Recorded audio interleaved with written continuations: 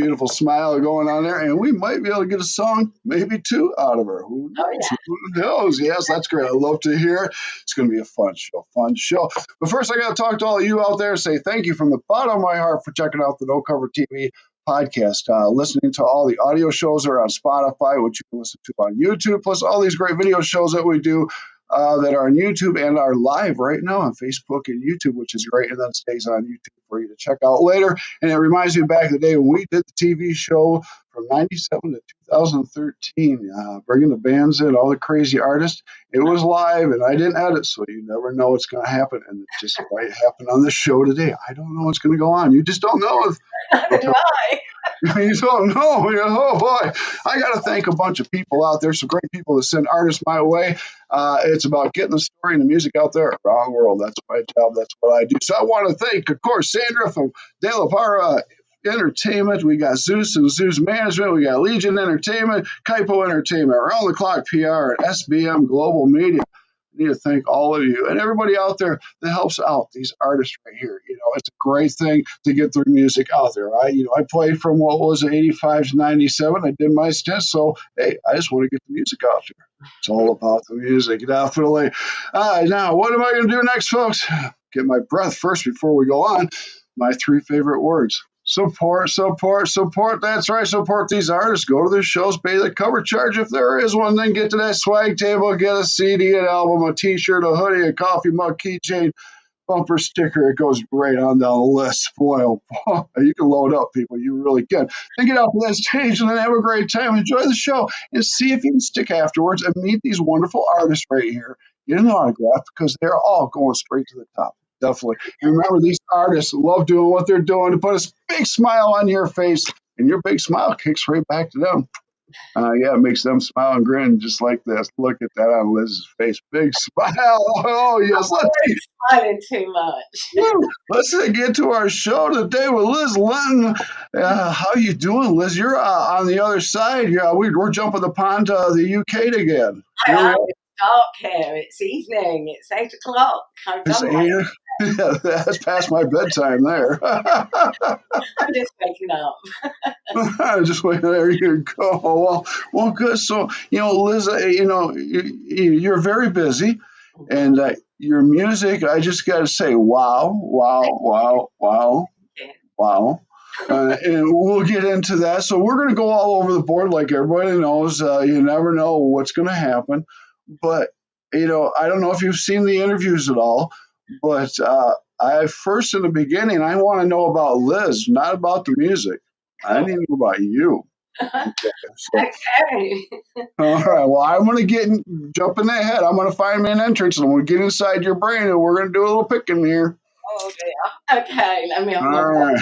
All right, let's do this, Liz. Okay, now, I take you back to a very young age because most of us musicians and artists, we start very young. So at around, I would say, let's go 8 years, 10 years old, we're listening to what our parents are playing on the phonograph, radio, or whatever they've got, and possibly if you have siblings older, what they're listening to. What are you listening to? What are you grabbing on at that age? What are you liking?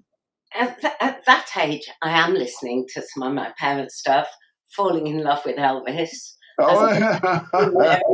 Every single child would. And my sister's playing all this kind of prog rock upstairs.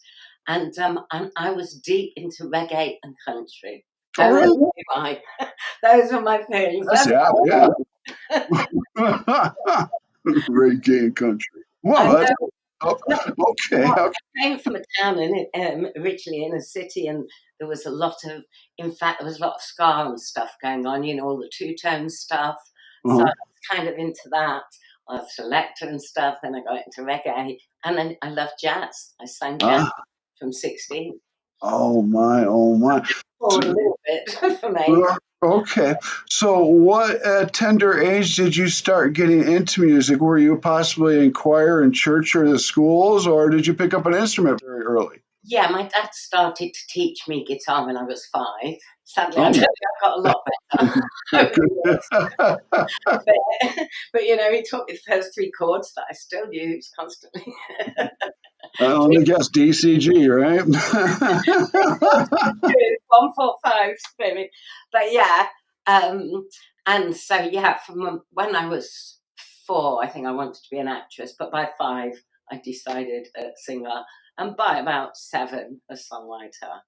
That was just, and then just started gigging at, pro gigs with a jazz band at 16, and in between that, just drove everybody mad doing shows, school shows, and jumping out from behind the curtains. My poor mum. I used to drag my sister with me, who really Oh, performing. She's a psychologist. She's wonderful, but she really hated the limelight, and oh.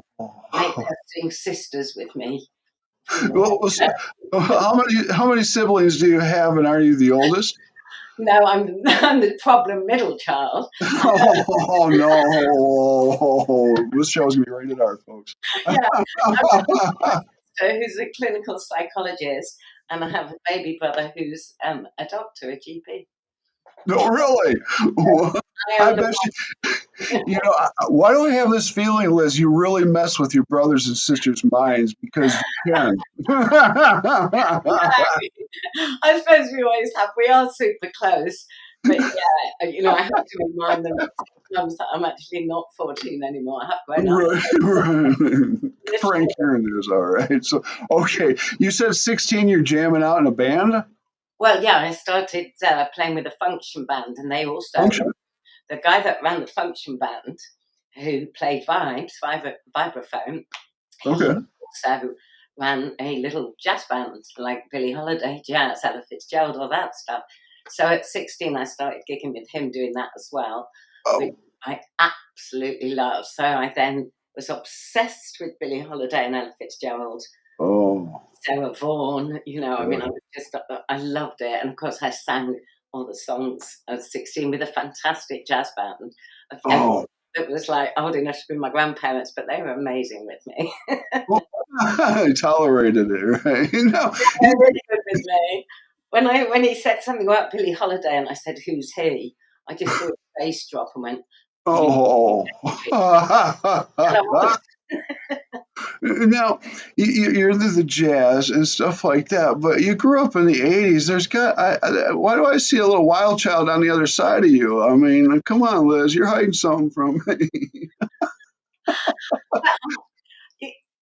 Yeah, I don't know. I just liked. I always liked songs. I liked stuff that I could get into. I liked having the feels.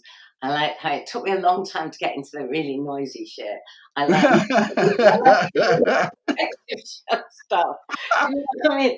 I like to feel like they were talking to me and only me. And Okay, right there you go. Okay, now now you hit 18, life starts. You got to get a job, go to college, family, whatever hits. Were you able to continue with music, or did you have to put that aside for a little while? well, I'd left school. Left school. I'd been asked to leave school very politely at 16. So I was working as a hairdressing apprentice, but gigging 5 nights a week then. And then I moved up to Manchester to join a full-time band when I was Oh, 18 and went on the road. And it was like a 5-part harmony group, but the guys all played as well. And sure. and we toured for about 2.5 years solid. Okay. I think we made probably about at least £15 a night after accommodation.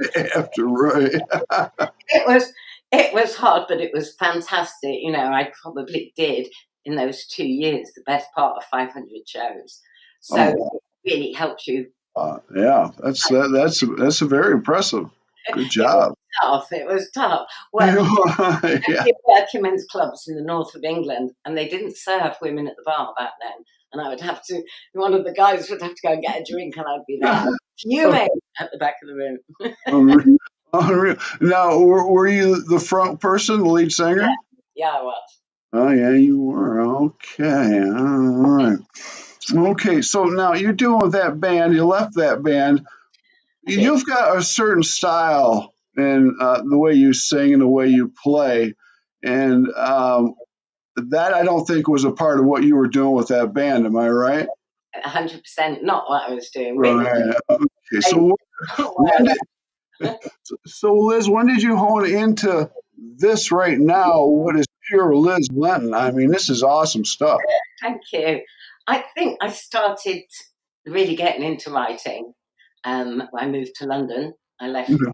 touring band and I moved to London and did, living in, I don't know, 12 different flats in about 10 months, just trying to find a base. And I worked at a cabaret club there 6 nights a week near Heathrow Airport, 2 shows a night to sort of pay my rent.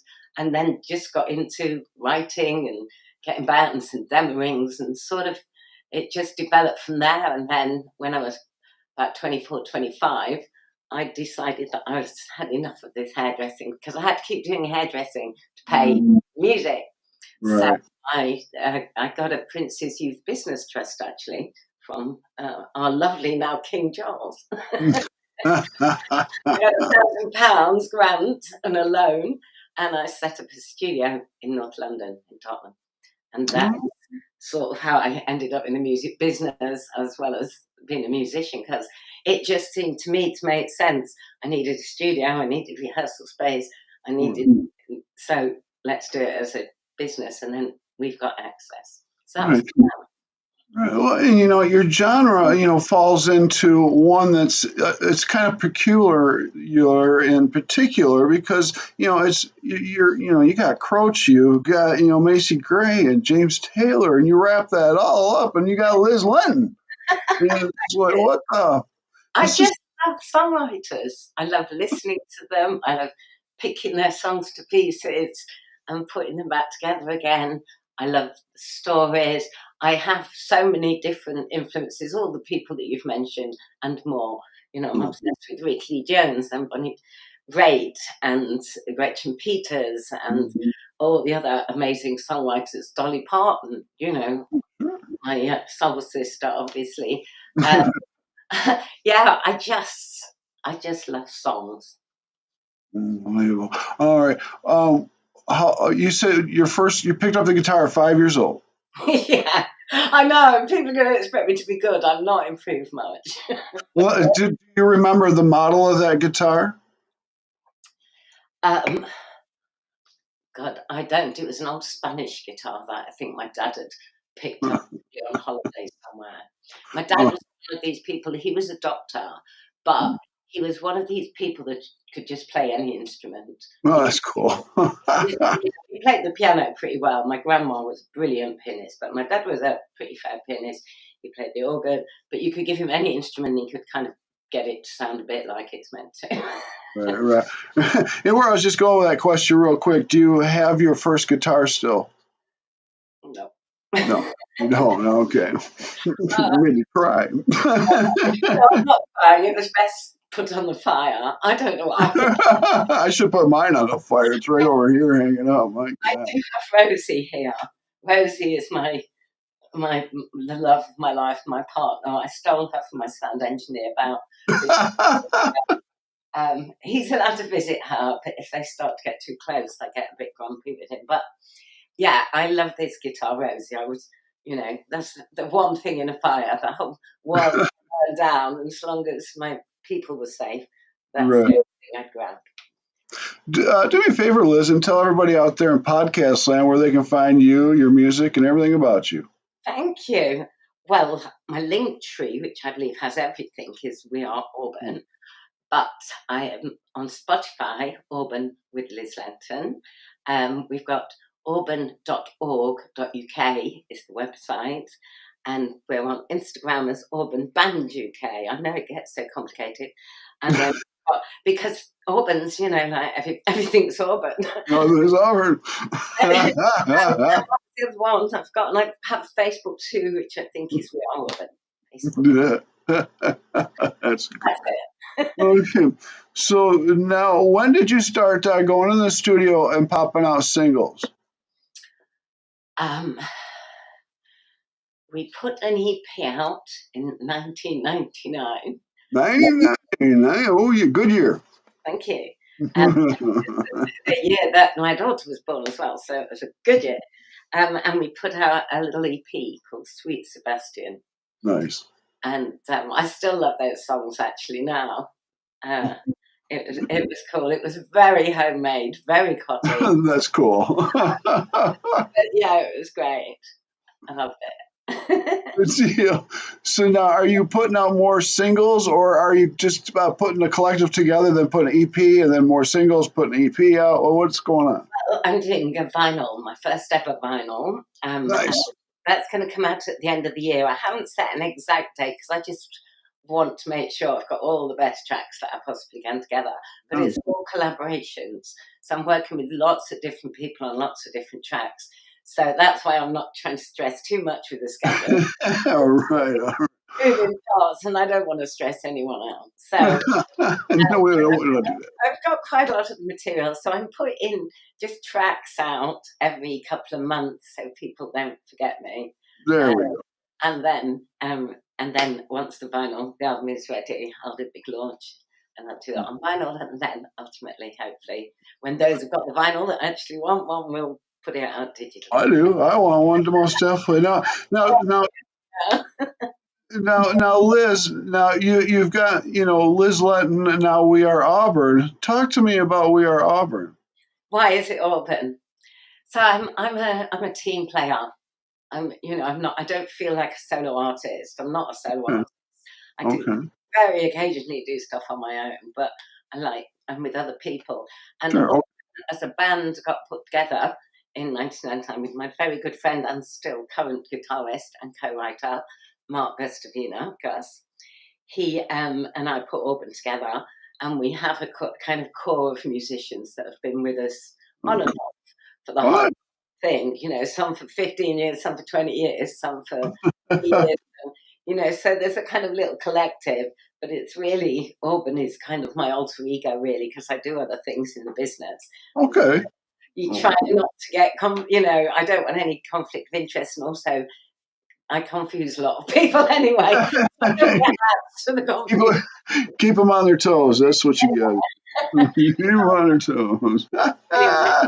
That's great. So now you've worked with some great producers, and what's this? You came over here to Nashville and did some work. I did 4 albums over in Nashville with a Ah, wonderful producer, now luckily very good friend, Tom Jutz, or Tom Jutz as it's pronounced, and he is a Grammy-nominated bluegrass genius, but he's also an amazing songwriter, great producer, and I did my first album with him in 2012. After I'd had a break for about 8 years when my daughter was growing up. So then I did my first album with Tom, and we got on like a house on fire. So we've done 3 more together over there. And then since lockdown, we've been working on material between my studio and his.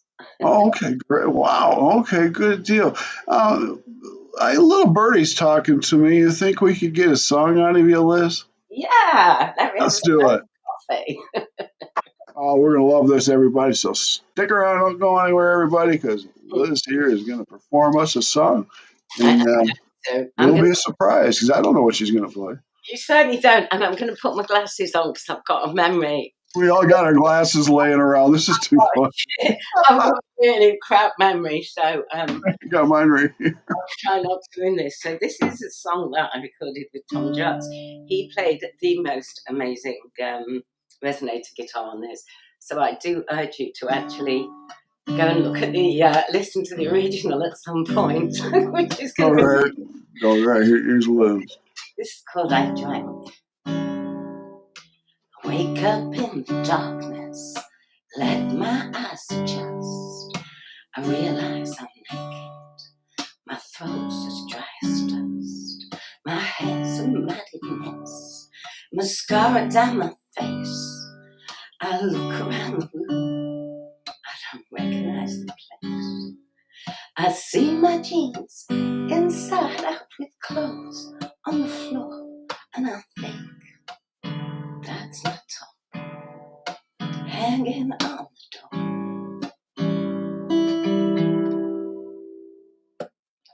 I guess I drank too much last night, just like I did the night before. I drank too much last night, but it's better than being sober. I wriggled from those tangled sheets, grabbed clothes I found, dressed out on the landing, freezing cold. I slip out of the building, try to work out where I am. My phone's dead, like my soul, and I don't give a damn. And then I do the walk of shame as it's getting light, wondering if not loving you will ever be alright. I guess I drank too much last night, just like I did the night before. I drank too much last night, but it's better than being sober. It's been 6 months and I'm still insane. I keep waking up in strangers' arms again and again. I stand under the shower for half an hour or more. The water's getting hotter, my skin is getting warm. The hangover's just starting, I beckon it to come, just so I feel something, anything, instead of feeling. I guess I drank too much last night, just like I did the night before. I drank too much last night, but it's better than being sober. I guess I drank too much last night, just like I did the night before. I drank too much last night, but it's better than being sober. It's better than being sober. It's better than being sober.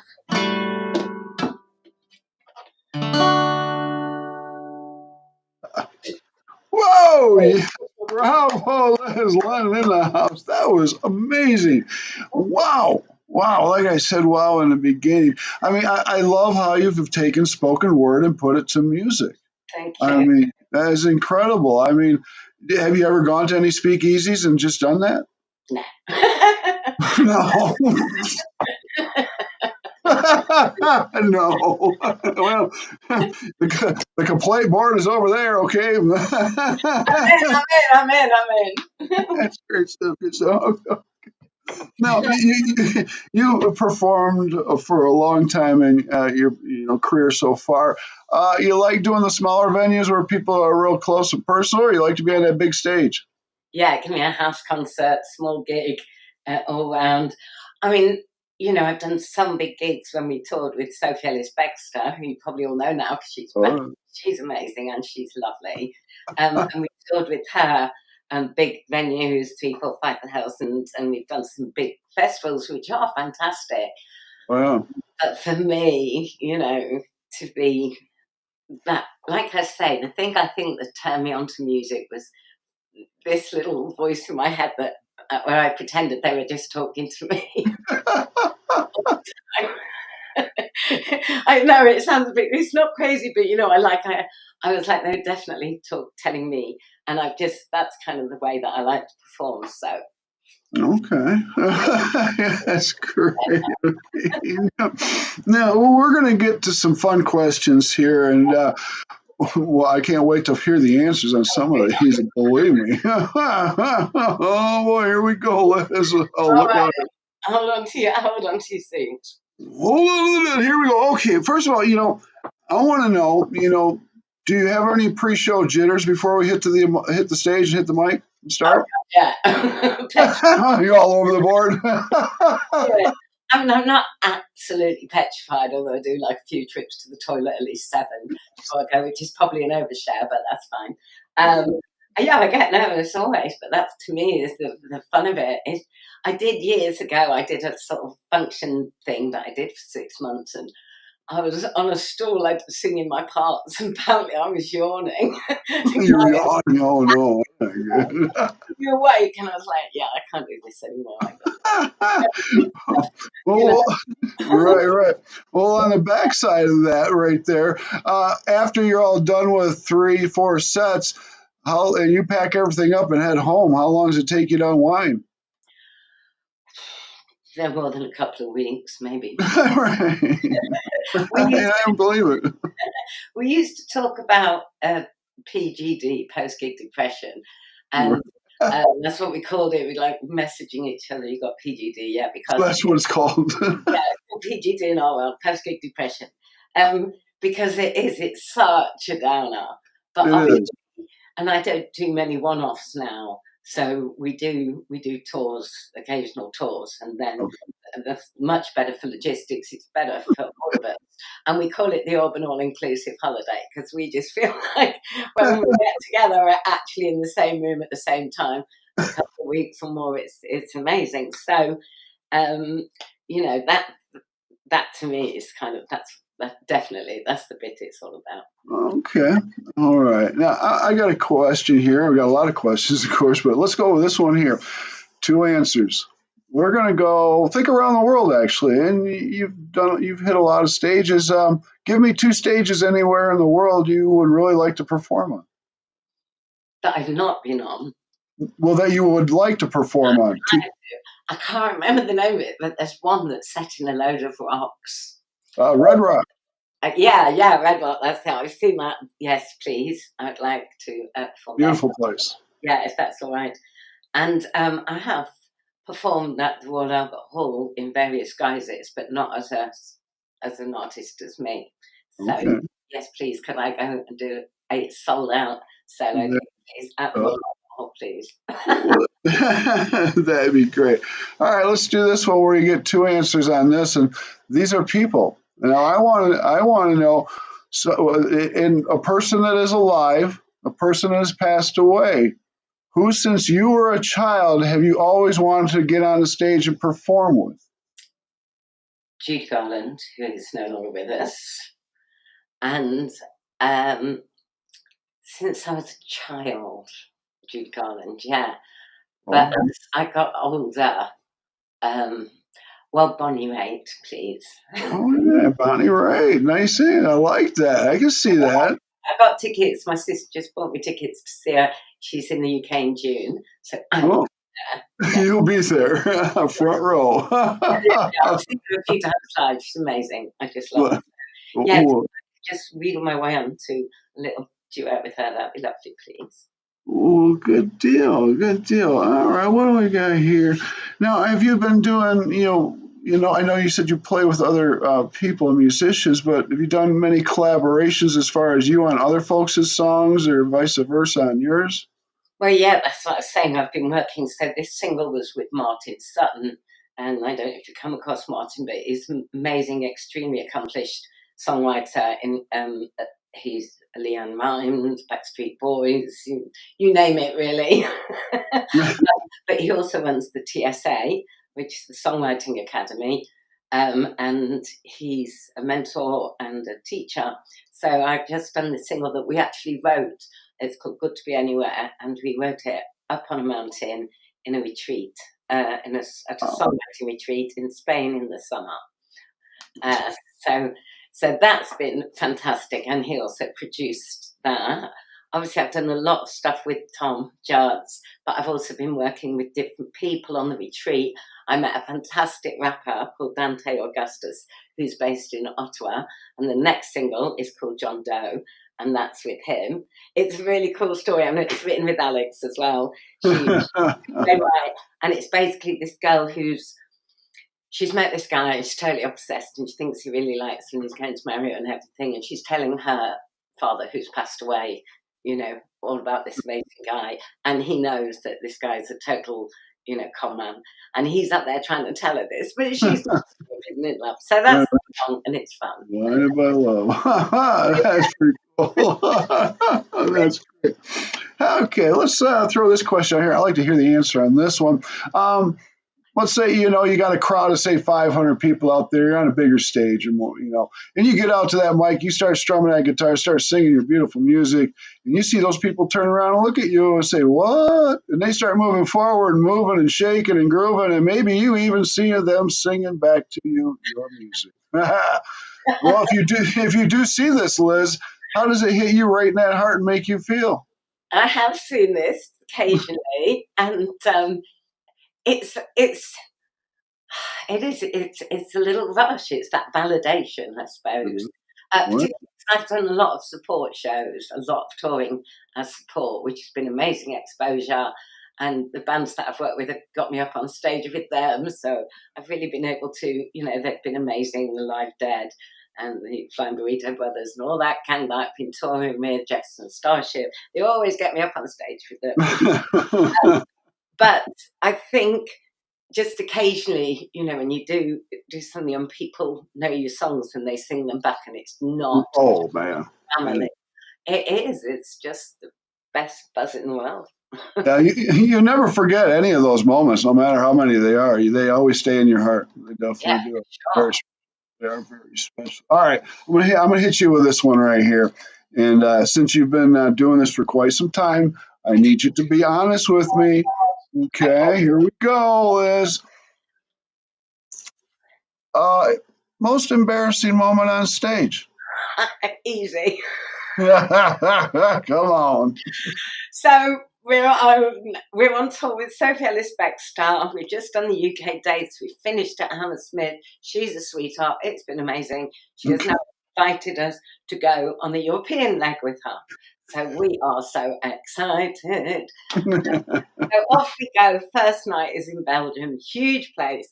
First of all, I come on stage and they know Sophie's tracks, but they don't know her so well. So it erupts. So the first embarrassing thing is I have to actually tell them I'm not Sophie. She's calling me. So there's like a big, oh, God. So big sigh. Sorry, but I'll kind of do my best. So there's that. And then my sister, she bought me this new top to wear. And it was lovely, but I hadn't road tested it, basically. And to cut a long story short, it's one of those tops that's kind of fabric, and it just started to roll up. And I'm sitting away, and I'm thinking, shit. Turning around, trying to roll it down. My ex-husband, who is still a good friend, was on the drums behind me. So every time I turn around to try and pull my thing, he is wetting himself, just on the floor. Because I cannot get this thing to unravel. And it's just and so in the end, I just think, well, there's nothing I can do. So I have to do the whole set basically with my top half off, trying to pretend, trying to style it out. And I just thought, yeah, maybe nobody noticed. And then, no, they didn't notice. And the first person I saw him, Ray Wardrobe. My husband was trying to say, don't, just leave it. You're making it awkward. Kind of, because I was doing just let it go. It's part of the show. Yeah. I don't know why, but that was definitely embarrassing. Isn't it great being an entertainer? You get on stage and you got to keep performing no matter what happens. No matter what happens. I inhaled my own hair once in the middle of a show. I was literally choking to death. And looking around at the band to see what I should do. The guitarist has got the raving giggles. The bass player is screaming, "Carry on!" And carry on. That's right. I can't see the drummer, but I finally managed to unchoke myself.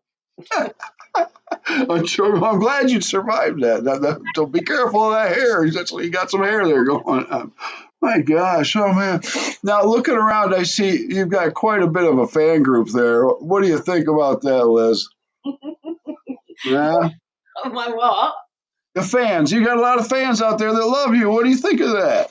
I'm just grateful that people are into my music, into what I do, and I'm just happy for, to have people. Well, you are a happy camper. I love your personality, Liz. We could chat for hours. This is great. Okay, now this next question ain't got nothing to do with music because I'm just throwing this out there. You're showing that tattoo, and I need to see it. Oh, okay, I can show you this. Can you see it? Where's the camera? Got no idea. Oh yeah, oh yeah, Okay, so oh, it's poppies. I love it. Beautiful. Thank Well, you. that took a little while to do. It did. There is a story behind it. But I'm only not going to share because it involves my daughter who's very shy. But it's very personal to me, and I love it. It's this topic just keeps falling off. Beautiful, beautiful. Yeah, I love colored tattoos, but I'm old school. I just stick with black. Yeah, no, I have a few scattered around. Right, yeah, I got them. Anyway, you can see that one. I think my sunshine. You're ready. We got over here. We got over here. We got them there. Oh yeah, tattoo. I like the colourful ones. Right on. Now, before we maybe get another song out of you. Before we do that, do you do many fundraisers or anything like that? Charities? Well, funny you should say that. I run a children's community music club, which Bless your heart. Thank you. We have just completed our 20th year, which includes 15 years of a community open access choir for young people, which is my favourite thing in the world that I do more than anything in the world. Choir Vibe, check them out. They are all absolutely amazing. So I do that, and I do a lot of community work, and which I love. So yeah. Okay. That's great you're working with the kids because I truly believe that kids need to be involved with music because, if it wasn't for music, I wouldn't be where I'm at. And, I listened to it all the time since I was that little kid too, Well, we've just finished, completed a project, which is a little village hall project, and it was a co-design. So the children basically decided everything with a little mentoring. So it's their plan, their show. The show was called Big Dreams, and it was about going for it, even when people are trying to pull you down or put you off. You stick to it and you do your big dreams. That's right. We did this, we did this fantastic show, and they came up with it all, and we've got young music leaders working in it. And it was just a dream. Anyway, I've just been doing the evaluation for our funders and reading some of the comments. I just sat there in tears. I had to pull myself together. Somebody had put, I used to be scared and now I'm brave. I was like, oh. That's big. That hits you. That's big. That's big. And then, we got to let these kids know that dream it, do it, because dreams do come true. Yeah. Oh, yeah. Yes, they do. It's not a fantasy. On that low note, Liz, you think I could get one more song out there for the people? Sure. Hey, all right. We got another song. It's no going to work. Because I think you may not know me, but those that do will know that I've got. Now, right, let me make sure I can see. Okay, so, whoops. You can hear me all right there, yeah. I can hear you. We all hear you. Here's Liz. So, this is a song called Bad Girl, Good Woman. Okay. She walked into the room and everyone in unison inhaled.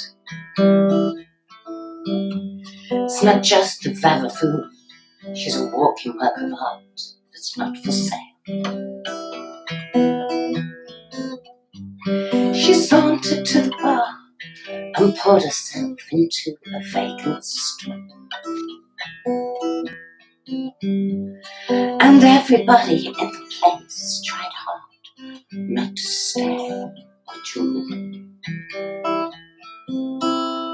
She's a bad, bad girl, but she's a good, good woman. The barman poured a drink with just her amazing one high-arched brow. She took a thirsty swig and rolled the cherry bubbles round in her mouth. Pulled out a cigarette and lighters tumbled round like dice. And without looking down, she took a drag who smoke rings in their eyes. Oh, she's a bad, bad girl, but she's a good, good woman. She drank all night with tall, flashy men, giving just a fragrant light. And then a small guy caught her eye. He had the body of a little Trojan god. He bought her a drink, gave her a wink, and she jumped down from a chair. He took her arm and kissed her cheek, and they floated off together. Oh, she's a bad, bad girl, but she's a good, good woman. A drunken guy gave a package to a date. Just as they left, he slurred, "She sure is beautiful, and a gambling man always pays his betting debts." As they fell into the taxi, she cried, "Daddy, this scheme of yours will make us rich." And with high fives, they split the winnings of the bet, and she went home to feed her kids. Oh, she's a bad, bad girl, but she's a good, good woman. Oh, she's a bad, bad girl, but she's a good, good woman. Oh, you can trust her with your secrets, and you can trust her with your man. Oh, she's a wild, wild girl, but she's a fine,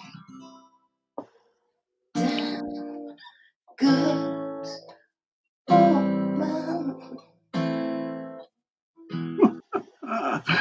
Oh, yes. Woo, I like that. That's great. And even Live Midnight says amazing song, Liz. Love it.